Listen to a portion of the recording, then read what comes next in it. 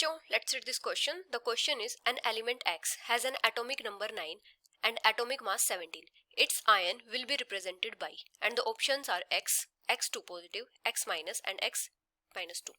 तो यहाँ पे हमारा की कॉन्सेप्ट क्या हो जाएगा?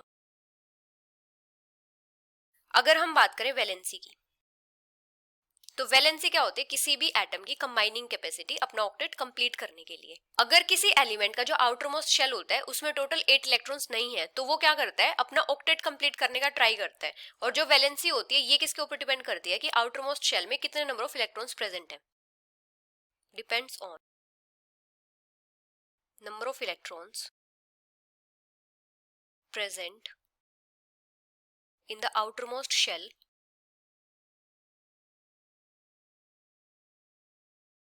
Of an atom.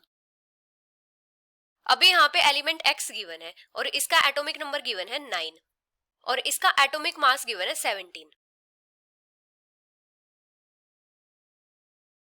तो एटॉमिक नंबर 9 का मतलब क्या है कि इसमें टोटल नंबर ऑफ इलेक्ट्रॉन्स कितने हैं? 9 इलेक्ट्रॉन्स है। तो इसकी इलेक्ट्रॉनिक कन्फिगरेशन क्या हो जाएगी? 1s2, 2s2, 2p, 5। तो इसका जो आउटर मोस्ट शेल है उसमें टोटल कितने इलेक्ट्रॉन्स है? 7 इलेक्ट्रॉन्स है।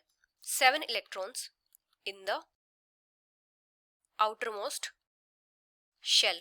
तो यहां पे इसको अपना ऑक्टेट कंप्लीट करने के लिए एक इलेक्ट्रॉन की रिक्वायरमेंट है। Requirement of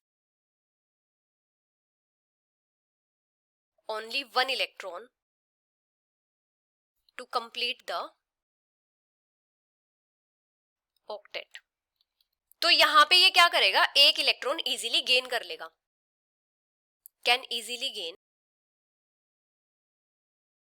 one electron. जब ये एक इलेक्ट्रॉन गेन कर लेगा तो इसके ऊपर क्या आ जाएगा? नेगेटिव चार्ज आ जाएगा। Negative charge will come on the element। और इसकी वैलेंसी क्या हो जाएगी? -1, क्योंकि इसने एक इलेक्ट्रॉन गेन किया है।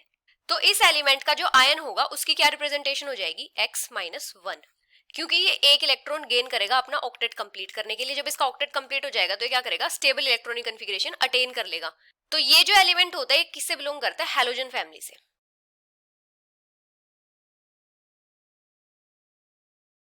क्योंकि जो हैलोजन फैमिली के एलिमेंट्स होते हैं उनके आउटर मोस्ट शेल में कितने इलेक्ट्रॉन्स होते हैं? 7 इलेक्ट्रॉन्स होते हैं। तो इसके आयन की रिप्रेजेंटेशन किस टाइप से होगी? X-1। So the final answer is X-, which is option C. Hope you understood it well. Best of luck.